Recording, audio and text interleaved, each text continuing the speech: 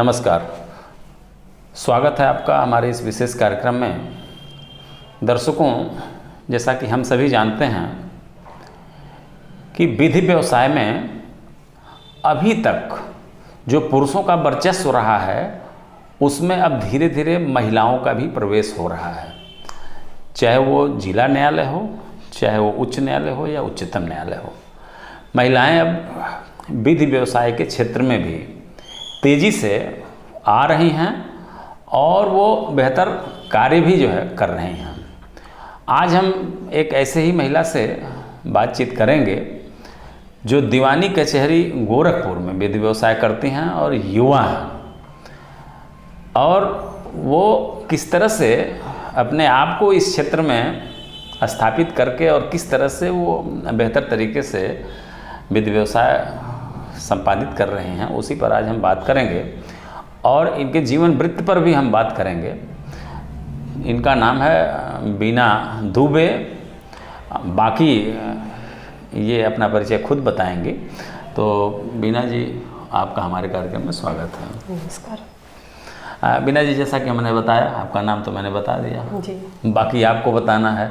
आप बताएं कि जो आपका जन्म स्थान, आपके माता पिता कौन थे, क्या है आपकी पारिवारिक पृष्ठभूमि, उसके बारे में ज़रा हमारे दर्शकों को बताएं। मेरा जन्म स्थान यही गोरखपुर में है और मेरे पिताजी का नाम श्री राम कंवल दुबे है।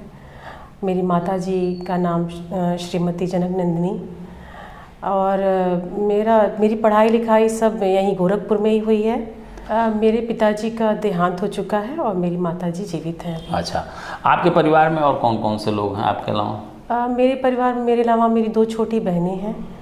यानी 3 बहनें हैं? हाँ। भाई नहीं है हमारे। अच्छा, तो आप लोग चूँकि तीनों बच्चियां हैं, तीनों बहनें हैं और तीनों बहनें मिलकर के परिवार को आप लोग संभाल रही हैं, तो ये सशक्तिकरण का एक बेहतर उदाहरण भी है। चलिए, अच्छी बात है। अच्छा, आप की जो बहनें हैं सबकी शादी हो गई है? जी हाँ, मेरी दोनों बहनों की शादी हो गई है। अच्छा, सबसे बड़ा कौन है? सबसे बड़ी तो मैं हूँ। अच्छा। और मेरे बाद छोटी बहन मुझसे जो, उसका नाम रीना है, वो सरकारी टीचर है। अच्छा, सरकारी स्कूल में हाँ जी, अध्यापिका हैं वो, और उनके हस्बैंड भी अध्यापक हैं। अच्छा, इंटर कॉलेज में। बिल्कुल। और उनसे छोटी जो है उनका नाम परवीना है, वो सॉफ्टवेयर इंजीनियर हैं, और उनके हस्बैंड जो है वो भी सॉफ्टवेयर इंजीनियर हैं। अच्छा अच्छा, वो प्राइवेट सेक्टर में है? जी, सॉफ्टवेयर इंजीनियर जी। और आप जो है विधि के क्षेत्र में हैं? जी जी। अच्छा अच्छा, बीना जी, एक चीज़ ये बताएं कि आपने बताया कि आपके परिवार में आप 3 बहनें हैं, आपकी माता जी हैं। अच्छा, आपकी शादी कब हुई थी? मेरी शादी 2007 में हुई थी। अच्छा, आपके बच्चे? मेरा एक बेटा है। अच्छा, पढ़ाई कर रहा है? जी। अच्छा अच्छा, अब मैं थोड़ा सा आपकी प्रारंभिक शिक्षा की तरफ आना चाहूँगा। आप ने बताया कि आपका जन्म स्थान गोरखपुर है। जी। तो आपकी पढ़ाई लिखाई भी गोरखपुर से हुई जी। थी? कहाँ से हुई थी, आप बताएं जरा। मेरी पढ़ाई लिखाई तो प्रारंभिक शिक्षा तो यहीं गोरखपुर में, ये सेंट एंड्रूज मॉडल स्कूल है, वहाँ तक मैंने 5th तक पढ़ा। उसके बाद 6 से 8 तक मैंने महाराणा प्रताप बालिका इंटर कॉलेज में पढ़ा। उसके बाद 9th से इंटर तक मैंने किया है AD राजकीय कन्या इंटर कॉलेज से। अच्छा। हाँ, ग्रेजुएशन आपने कहाँ से किया? ग्रेजुएशन मैंने किया है सेंट एंड्रूज डिग्री कॉलेज से। अच्छा। BSc मैंने किया बायो से, BSc बायो। अच्छा। उसके बाद मैंने वहीं से LLB भी मैंने वहीं से किया। अच्छा, LLB भी आपने सेंट एंड्रूज डिग्री कॉलेज से? जी, मैंने वहीं से किया है। अच्छा, ये बताइए, तो LLB करने के बाद आपने ग्रेजुएशन जो किया बायो से आपने किया, इसका मतलब आपके पिताजी आपको डॉक्टर बनाना चाहते थे? इच्छा उनकी डॉक्टर बनाने की रही होगी। जी। और आप विधि के क्षेत्र में आ गए। फिर विधि के क्षेत्र में कैसे आपका विधि की शिक्षा की तरफ कैसे? मेरे फादर तो, जब मैंने इंटर किया उसमें मेरे फादर एक्सपायर कर गए। उसमें उनका देहांत हुआ, तो मैंने BSc तो बायो से कर लिया। फिर ये हुआ कि अब घर के लोगों ने कहा कि MSc कर लो। तो मैंने सोचा कि चूँकि मेरे पिताजी हमेशा कानून की बातें करते थे, वो चूँकि वो पुलिस विभाग में, हाँ जी, पुलिस विभाग में वो इंस्पेक्टर थे, तो घर में जैसे हमेशा कानून की बातें होती थी। उनका हमेशा ये कहना होता था कि मैं कोर्ट जाता हूँ तो वहाँ मैं ऐसे वहाँ मेरी चिरह होती है और ऐसे वकील साहब लोग चिरह कहते हैं। तो मैं सुनती थी तो मेरा बहुत अच्छा लगता था, बहुत आनंद आता था। मैं सोचती थी कि मैं भी क्यों ना मैं भी जीरा करूं। बहुत बढ़िया। मतलब आपके पिताजी से प्रेरणा मिली कि आप जो है न्यायिक क्षेत्र में जो है, तो चूंकि आपके पिताजी इंस्पेक्टर थे, पुलिस विभाग में थे, और उनका सामना वकीलों से हमेशा पड़ता था, और वो घर में बात करते थे, और वहाँ से आपको प्रेरणा मिली। तो आपने किस सन में जो है, किस वर्ष आपने जो है विधि की शिक्षा कंप्लीट किया था? मैंने 2007 में कंप्लीट किया। अच्छा। तो 2007 में आपने कंप्लीट किया, और आप उसके बाद वकालत में आप कब आए? वकालत में मैं थोड़ा, मुझे जैसे कि मेरी शादी हो गई 2007 में, तो मैं थोड़ा फैमिली की तरफ मैंने थोड़ा ध्यान देना मैंने शुरू कर दिया। फिर मेरा बेटा हुआ तो मैं उसमें भी थोड़ा इन्वॉल्व हो गई, और फिर लगा कि नहीं, अब मेरा जो एम था वो कहीं भटक रहा है, तो मैंने सोचा कि मैंने जो पढ़ाई किया उसका उपयोग होना जरूरी है। अच्छा, तो कब आई आप? मैंने एलएलबी में करने के, ये शादी का होने के बाद से मैंने प्रैक्टिस जब शुरू की तो 2013 में मैंने प्रैक्टिस शुरू की। अच्छा, पहले रजिस्ट्रेशन आपने कराया? हाँ, रजिस्ट्रेशन मेरा 2008 में रजिस्ट्रेशन हो गया था। अच्छा, रजिस्ट्रेशन हो गया था जी। उसके बाद आप चूँकि मैं परिवार में इतना इन्वॉल्व हो गई कि नहीं, ठीक है, एक महिला होने का जो दायित्व है भाई, एक महिला, उसकी शादी होती है, उसकी इच्छा होती है माँ बनने की, तो वो सारी इच्छाएं आपकी पूरी हो गई। उसके बाद फिर आपने अपने जो है विधि व्यवसाय के क्षेत्र में आप अगर कदम आप रखती हैं, तो ये तो एक सिस्टमेटिक जीवन हुआ महिला। ये तो तमाम सारे उदाहरण हैं इस समय की महिलाएं जो बिल्कुल एकदम घरेलू महिलाएं, घर में वो सब कुछ करते हुए, गृहिणी होते हुए भी वो बहुत सारा सब कुछ की है, तो एक उदाहरण है हमारे देश में। तो आपने अपने दायित्वों का निर्वहन आपने पहले किया, तो बहुत अच्छी चीज़ है। शादी आपने किया, बच्चे पैदा हो गए, बच्चा हुआ आपका, उसके बाद आप विधि व्यवसाय में आप बिल्कुल तल्लीनता से हैं। अब आपको कोई दिक्कत नहीं होती होगी कि नहीं मेरा बच्चा छोटा है, उसको खाना खिलाना है, तो उसको, अब तो बच्चा आपका पढ़ रहा होगा, बड़ा हो गया होगा। किस क्लास में पढ़ता है आपका लड़का? वो 8th में पढ़ता है इस समय। अच्छा, तो आप जब 2013 में विधि व्यवसाय की तरफ जब आप अग्रसर हुए, तो दीवानी कचहरी को आपने चुना? जी। दीवानी कचहरी को ही क्यों आपने चुना?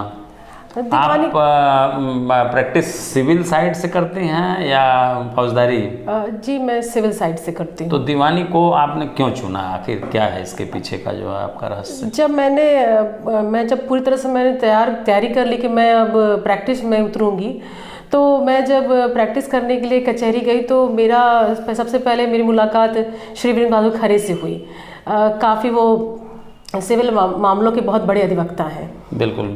जो अब इस समय इस दुनिया में नहीं है, लेकिन वो काफ़ी ही, मतलब इस फील्ड में उनका नाम आपने बहुत सुना था? हाँ, बहुत सुना था मैंने उनका नाम। काफ़ी वो जानकारी भी उनको बहुत ज़्यादा थी इसमें, सिविल मामलों में। तो उनकी बातचीत, उनका व्यवहार, उनका नॉलेज जो था, उसने मुझे बहुत आकर्षित किया। तो मुझे लगा कि मैं बस सिविल ही करूँगी। अच्छा, एक चीज़ ये बताएं कि सिविल क्षेत्र बहुत व्यापक है, क्या क्या कर लेते हैं सिविल में आप? सिविल में कोई भी, जब कोई पीड़ित मेरे पास आता है तो सबसे पहला मेरा कर्तव्य होता है कि उसका जो हक जो छीना जा रहा है उसे दिलवाना। सबसे पहले उसका हक उसे मिलना चाहिए, उसका टाइटल जो उसको छीना जा रहा है। उसमें सबसे पहले तो मेन काम होता है ड्राफ्टिंग पे ध्यान देना। हाँ, किसी भी दावे के लिए सबसे पहली तैयारी बिल्कुल। और हर एक बिंदु को पे डीपली जब तक काम नहीं किया जाएगा, तो अगर आपका दावा पूरा मजबूत नहीं है तो आगे चल के आपको बहुत सी प्रॉब्लम का सामना करना पड़ता है। मतलब कुल मिलाकर के दावा बेहतर होना चाहिए, ड्राफ्टिंग बेहतर होनी चाहिए, उसमें कोई चीज़ ऐसी ना हो जो छूट जाए और बाद में दिक्कत हो। बहुत अच्छा आपने बताया जो है कि ये सबसे पहली शर्त होती है कि दावा बेहतर तरीके से तैयार किया जाए। अच्छा, सिविल में तमाम और भी क्षेत्र हैं, जैसे पारिवारिक मामले आजकल जो जी, तो पारिवारिक मामले भी आप देखती होंगी? जी हाँ, पारिवारिक मामले देखती हूँ मैं।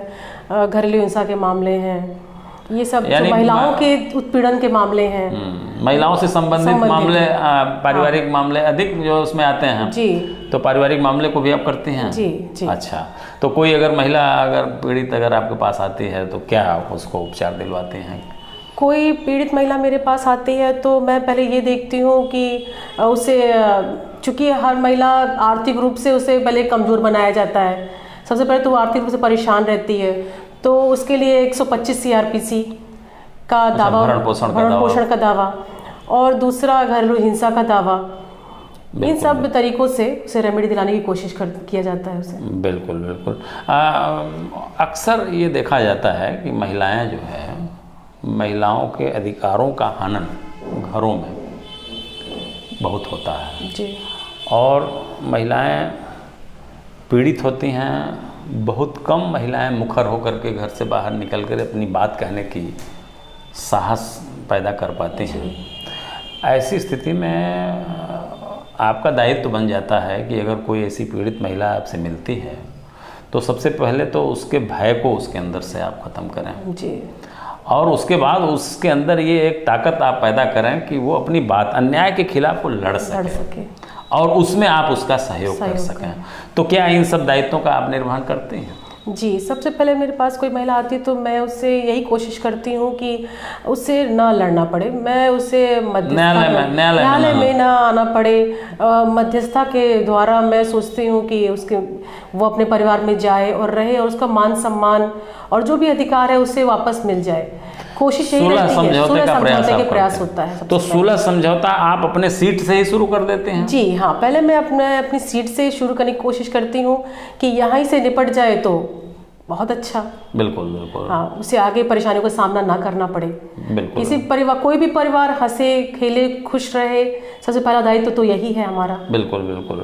मतलब पारिवारिक झगड़ों में अक्सर ये देखा जाता है बीना जी कि महिलाएं या पुरुष स्वाभिमान की लड़ाई होती है। इसमें थोड़ा सा स्वाभिमान कहीं टकराता है, मामला घर से बाहर पहुंच गया और उसके बाद फिर जो है पूरी जवानी बिता देते हैं लोग जो है मुकदमा लड़ने में। और हमें लगता है कि जब जवानी ख़त्म हो जाती है तो फिर लोग जो है अपने आप शांत हो जाते हैं जी।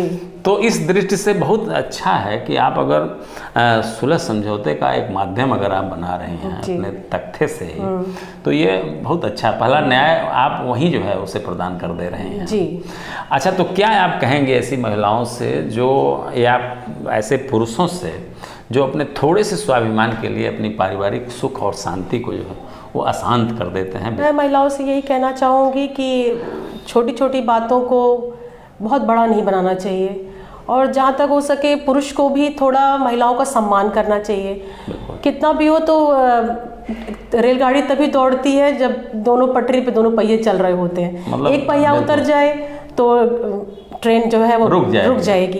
इसलिए दोनों को बराबर सम्मान, महिला को भी चाहिए कि वो पुरुष का सम्मान करे और पुरुष को चाहिए कि वो महिला का सम्मान करे। थोड़ा प्यार और सम्मान से किसी भी रिश्ते को बचाया जा सकता है। एक दूसरे की थोड़ी इच्छाओं का, थोड़ी खुशियों का ख्याल रखें, थोड़ा समय दें, एक दूसरे को समझने का प्रयास करें, ना कि छोटी छोटी बातों पर लड़ झगड़ कर कोर्ट में पहुंच जाना। इससे रिश्ते खराब हो जाते हैं। इसका प्रभाव बच्चों पे बहुत ज़्यादा पड़ता है। बच्चों की स्थिति जो है वो थोड़ी बहुत नाजुक हो जाती है। छोटे बच्चों की स्थिति जो है वो ज़्यादा, इसमें मैं यही ध्यान देती हूँ कि जो छोटे बच्चे हैं उनके ऊपर ज़्यादा इसका प्रभाव ना पड़ने पाए। तो मैं समझाती हूँ पूरी तरीके से इस चीज़ को कि आप लोग दोनों लोग समझ के रहिए, आपस में ईगो बहुत मत टकराए एक दूसरे से। मतलब पति पत्नी का जो विवाद होता है, जो झगड़ा होता है, उसका सबसे ज़्यादा प्रभाव बच्चों पर पड़ता है जी। बच्चे एक तो उनकी खुशियाँ छिन जाती हैं जब माता और पिता दोनों लड़ाई लड़ने लगते हैं, तो फिर तो उनका सारा चैन छिन जाता है। उनकी दिशा बाधित होती है। वो बिल्कुल बिना किसी बाधा के, बिना किसी बच्चे को माँ बाप दोनों की प्यार की आवश्यकता है। छोटी छोटी बातों को इश्यू बनाकर लड़ने से बच्चों के ऊपर असर पड़ता है, बच्चों के ऊपर असर पड़ता है और हमारे जीवन तो मैं तो यही कहूँगी कि जितना हो सके आपस में पति पत्नी को समझ के रहना चाहिए कि हाँ, बच्चे के भविष्य के बारे में सोचना चाहिए। बिल्कुल बिल्कुल। मतलब ये जो विवाद होता है, जो स्वाभिमान पति पत्नी का होता है, जो घरों में जो कलह पैदा होती है, शुरुआत में तो ये लगता है कि ये हमारे दो लोगों के बीच में, पति और पत्नी के बीच की ये कलह है, लेकिन उसका दुष्परिणाम भुगतना पड़ता है। उसका जो दुष्परिणाम होता है वो बच्चों के ऊपर जो है दिखता है, जो है और जहाँ जाना चाहिए बच्चों को वो नहीं जा पाते हैं। ये बताइए कि आपके सामने तो इस तरह की तमाम सारी समस्याएं आती होंगी, तमाम सारी ऐसी पीड़ित महिलाएं आती हैं, तो आप उनको सबसे पहला प्रयास करती हैं कि आप उनको समझाएं और समझा करके यही व्यवस्था न्यायालय ने भी, भाई सरकार भी यही प्रयास कर रही है कि जो मामले न्यायालय में आ रहे हैं आने के बाद भी वो सुलह समझौते के माध्यम से उसका निस्तारण कर दिया जाए। तो जब सरकार की भी ये मंशा है, सरकार को भी ये लगता है कि नहीं पारिवारिक मामले को बहुत ज़्यादा तोड़ नहीं देना चाहिए, तो उस चीज़ को आप अपने विधि व्यवसाय में और अपने उसी तख्ते से अपने कार्यालय से अगर आप ये कार्य कर रही हैं तो ये आप बेहतर कार्य कर रही हैं। अच्छा, एक चीज़ आप ये बताएं कि पहले तो महिलाएं बहुत कम जो है विधि व्यवसाय के क्षेत्र में आती थी, अब क्या स्थिति है? अब तो उनकी संख्या बढ़ रही है। अब तो बहुत सारी लड़कियां महिलाएं विधि व्यवसाय में आ रही हैं। अब जहाँ पे पुरुष हर क्षेत्र में अपना नाम कर रहे हैं तो महिलाओं को भी लगता है कि हम भी पुरुष से कंधा मिलाकर चलें। जब लड़कियां पायलट बन जा रही हैं और सेना में भी भर्ती हो रही हैं तो महिलाओं को भी विधि व्यवसाय में आना चाहिए। तो महिलाओं के लिए बेहतर जो है अवसर है विधि के क्षेत्र में जी। तो महिलाओं को आप प्रेरित करती हैं, कर रही हैं कि वो आएँ और बेहतर तरीके से जो है अपने जीवन का संचालन करें विधि व्यवसाय के माध्यम से। अच्छा बीना जी, जब कोई महिला, चूँकि आप महिला हैं तो इसलिए मैं सवाल भी मेरा महिलाओं से ही जुड़ा है। महिला, जैसे आपने कहा कि स्वाभिमान नहीं बनाना चाहिए कि मामला घर से बाहर निकल करके न्यायालय तक न जाने पाए, और न्यायालय तक अगर जा रहा है, आप तक अगर इस तरह का कोई मामला आ रहा है तो आप भी वहाँ चाहती हैं कि उन लोगों के बीच में, पति पत्नी के बीच में सुलह समझौता करा करके उस मामले का निस्तारण करा दें। लेकिन उन महिलाओं के लिए आप क्या कहेंगी जो घर में हिंसा की शिकार होती हैं, घरेलू हिंसा की शिकार होती हैं, और वो अपनी बात या तो उन्हें पता नहीं है जी कि हमारा अधिकार है, या अगर उन्हें पता है तो लोक लाज के भय से वो बाहर नहीं उस बात को कहना चाहती हैं, और वो उनके मन में हमेशा पीड़ा बनी रहती है। तो ऐसी महिलाओं के लिए क्या आप कहेंगी, किस तरह से उन्हें उत्साहित करेंगी कि वो अपनी बात को मुखरता से एक अच्छे प्लेटफार्म पर कहें? मैं यही कहना चाहूँगी कि अन्याय करने वाला जो होता है उससे बड़ा दोषी तो अन्याय सहने वाला होता है। अन्याय सहने वाला उससे बड़ा दोषी है। तो महिलाओं को ये थोड़ा समझना चाहिए कि हमारे साथ जो हो रहा है उसको थोड़ा ध्यान देना चाहिए कि ये क्या, मतलब मुझे कोई हिंसा जब शुरू हो जाए तो उस चीज़ को अवॉइड करना। आप शुरू में तो लोग अवॉइड करते हैं कि हाँ ठीक है चलो ये सब ऐसे होता जाता है, सह लेते हैं महिलाएं।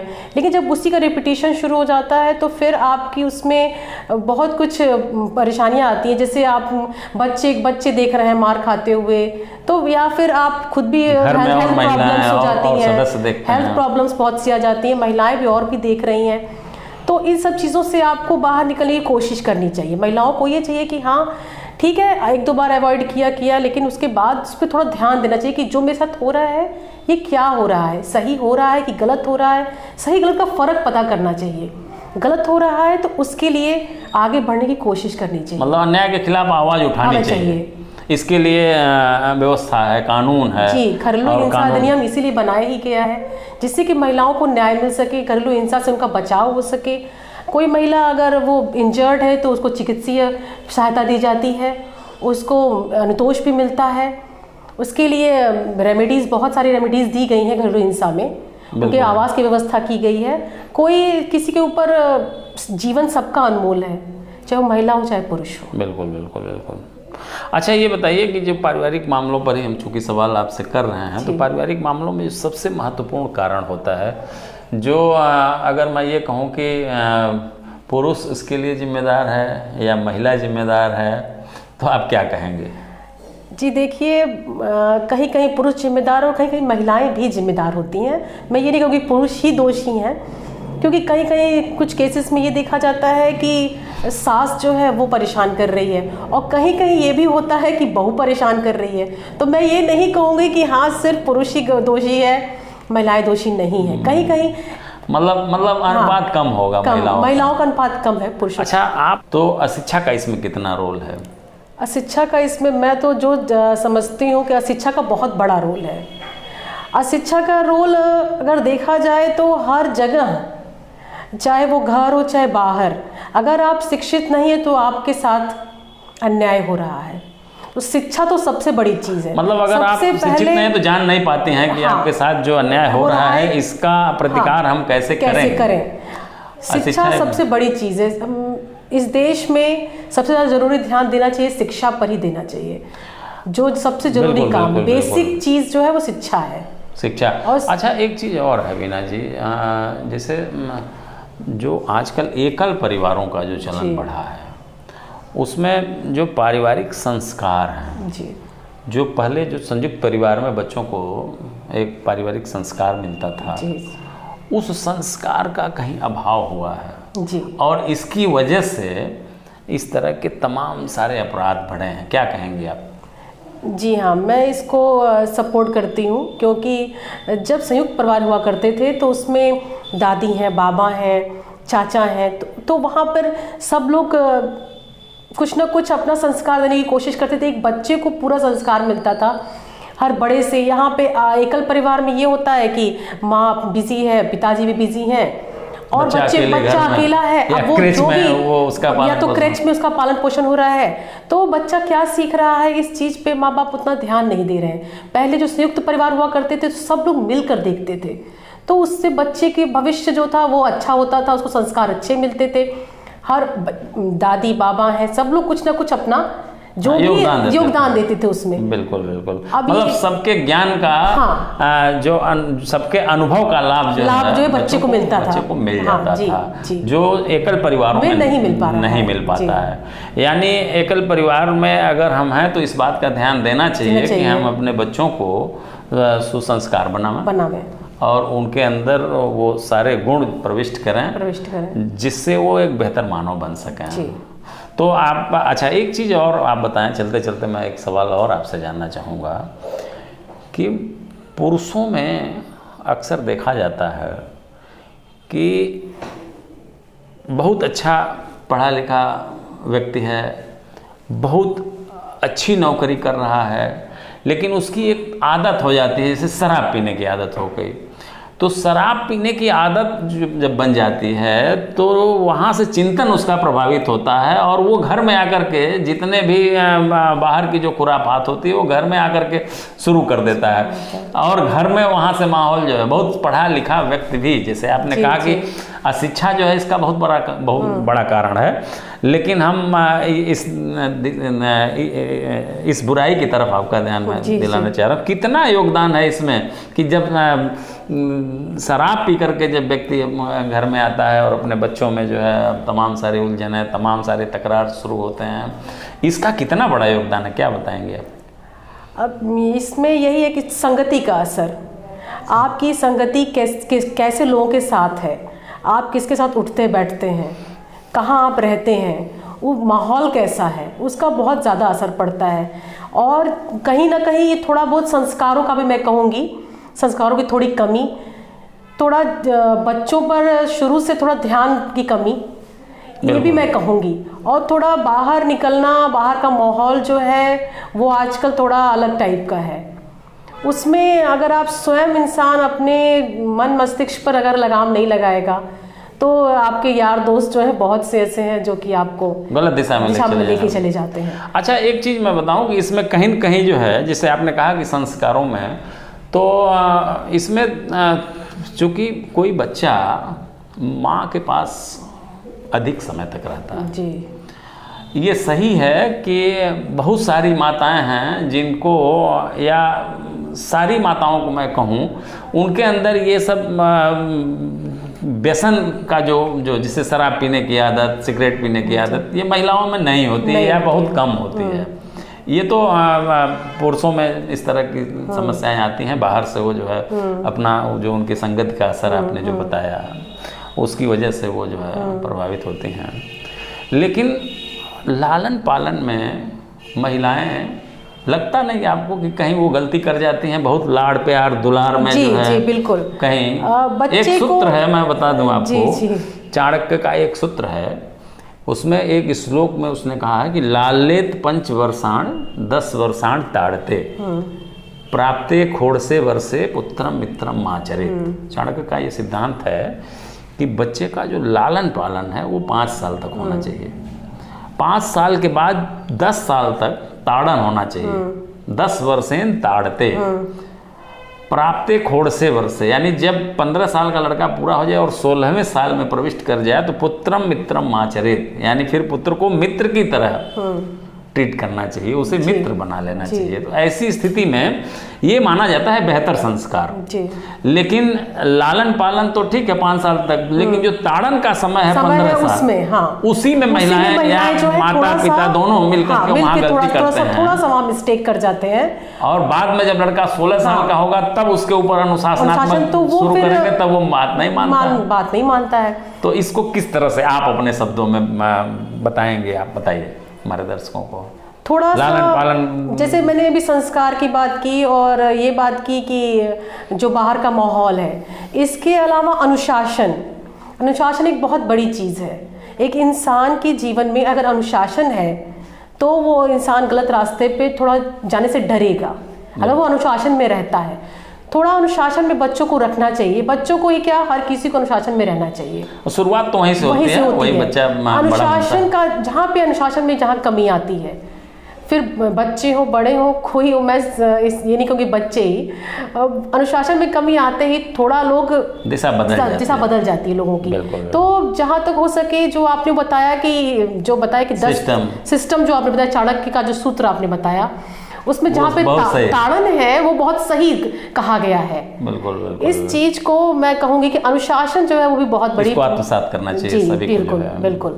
अच्छा, एक चीज मैंने चूंकि आखिरी सवाल पूछ लिया था, लेकिन चलते चलते एक चीज़ और मैं जो है आपसे कहना चाहूँगी कि जो महिलाएं आने से अभी भी हिचक रही हैं विधि व्यवसाय में, क्या है आप कहेंगे उनसे कि वो खूब धड़ल्ले से आवें या अपना विचार बदल दें? विधि व्यवसाय में महिलाओं का कितना स्कोप है, क्या बताएंगे आप?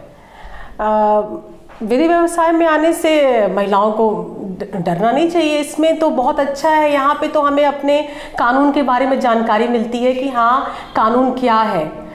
कानून सिर्फ यही नहीं है कि हाँ कोर्ट में जाके प्रैक्टिस ही करना। कानून की जानकारी लेने से आप ऐसे भी अपनी निजी जिंदगी में भी आप उसको जान सकते हैं कि कहाँ क्या कानून चल रहा है। और महिलाओं को कानून के क्षेत्र में आना चाहिए। वो प्रैक्टिस कर सकती हैं, जज बन सकती हैं, एपीओ बन सकती हैं। उनको इसमें आना चाहिए, प्रैक्टिस करना चाहिए। और बड़ा स्कोप है, बड़ा अवसर है। इसमें बहुत सारा स्कोप है, इसमें बहुत अवसर है, बड़ा अवसर है। और दूसरे को जब न्याय प्रदान करवाएंगे, उसकी जो खुशी मिलती है, उसकी जो आत्मसंतुष्टि मिलती है, वो दूसरी ही चीज हो जाती है फिर। मतलब महिलाओं के लिए बेहतर स्कोप है इसमें। और वो बिल्कुल कचहरी में आवे, विधि व्यवसाय को आत्मसात करें और अपने जीवन को आर्थिक रूप से स्वावलंबी बनावें। यही कहना है आपका। दर्शकों, आपने देखा कि युवा अधिवक्ता बीना दुबे ने अपने जीवन वृत्त के बारे में और अपने विधि व्यवसाय के बारे में और पीड़ित महिलाओं के बारे में, किस तरह से महिलाएं अपनी पीड़ा को घर से बाहर निकल कर के व्यक्त करें, अन्याय के खिलाफ लड़ाई लड़ें, इन सब के बारे में बेहतर तरीके से बात किया है और बताया है। निश्चित रूप से इससे आप सभी लाभान्वित होंगे। बीना जी, आपने अपना बहुमूल्य समय दिया और बेहतर बहुत अच्छी बातें हमारे दर्शकों को आपने बताया, इसके लिए बहुत बहुत धन्यवाद। जी, धन्यवाद।